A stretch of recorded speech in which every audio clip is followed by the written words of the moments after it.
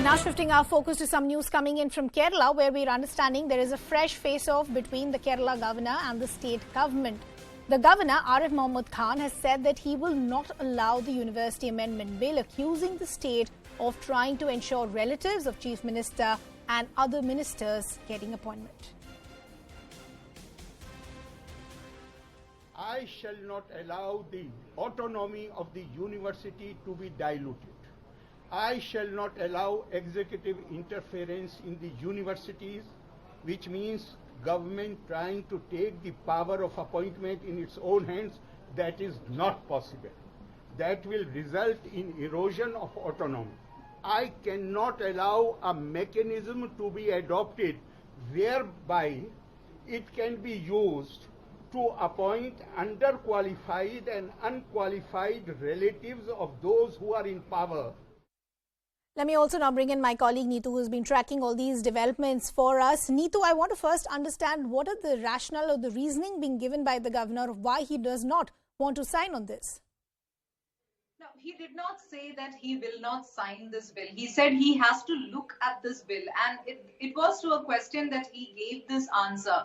But when the media persons asked whether he will sign the bill or whether he will not, he said that the assembly has every right to pass a bill, but it's also his duty to look into the legality, the constitutionality of this, and only after that he'll sign. Then he went on to say that he will not allow the universities to be, the executive to have power over the universities where they can appoint whoever they want, underqualified people who are relatives of the chief minister and other ministers. So this is what he said, clearly hinting that he will not be easily signing this bill which has been passed by the state legislative assembly. But as of now, governor has not said that he will not sign the bill. He said he has to thoroughly look into this, the constitutionality and the legality of this. This has been a issue that has been going on between the state and the governor for quite some time. The Kannur University, right from the time of Kannur University Vice Chancellor reappointment, then when it comes to Dr. Priya Varghese' appointment, Priya Varghese is the wife of K.K. Rakesh. So all these were the issues where the governor and the government came on the public platform and made statements against each other.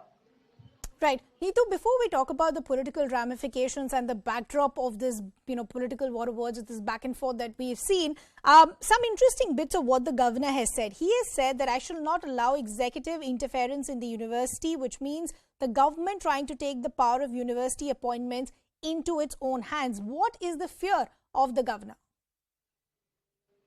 See, as of now, the UGC, there's a screening committee. The committee recommends the names to governor and the governor appoints. Now, in this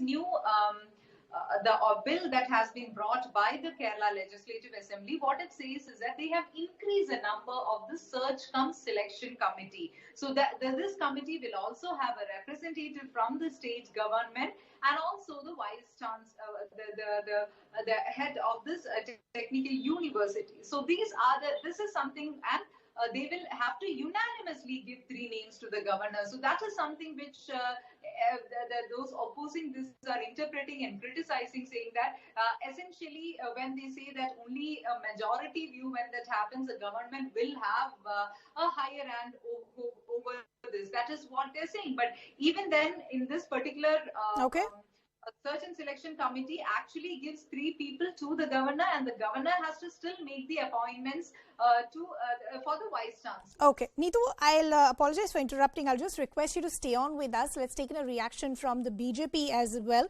KJ Alphonse of the BJP now joining us on the broadcast. Good to have you on the broadcast with us. Your first reaction to the news coming in that the governor, Arif Mohammed Khan, wants to look into the legality as far as the varsity amendment bill is concerned, because there is a fear from the governor and accusing the state of trying to ensure relatives of chief minister, other ministers might now get easy appointment. Yeah, see, the governor, Mr. Arif Mohammed Khan, he's been trying to put down his foot against whatever legislations, amendment they want to make, to say that the powers of the chancellor would be taken away in selection of the vice chancellors. See, I was on the syndicate of all these universities when I was principal secretary, and I've seen repeatedly the kind of political gundaism that happens at the university syndicates. The universities are doing absolute irregularities, and therefore the governor, when he says, "I will examine these things," and especially the appointment of the wife of a political aide to the Honorable Chief Minister, he questioned all that. You see, the response of the government has been to clip his wings, take away his powers to appoint nominees for the selection of the vice chancellor. There is, of course, the move also to do away with the not do away, actually. The chancellor of the universities, the governor is ex officio chancellor of all the universities, take away that power and give it off to the chief minister's nominee. So all these are perceived, I think, as the government having to have a license to run the universities they want to, which means commit all the irregularities. I think the governor is perfectly legitimate in his right to examine these things, and I hope he doesn't agree with these amendments which are proposed. Okay, we'll leave the conversation there. We appreciate you joining us here. I'd like to thank my colleague Neethu as well. We're now shifting our focus to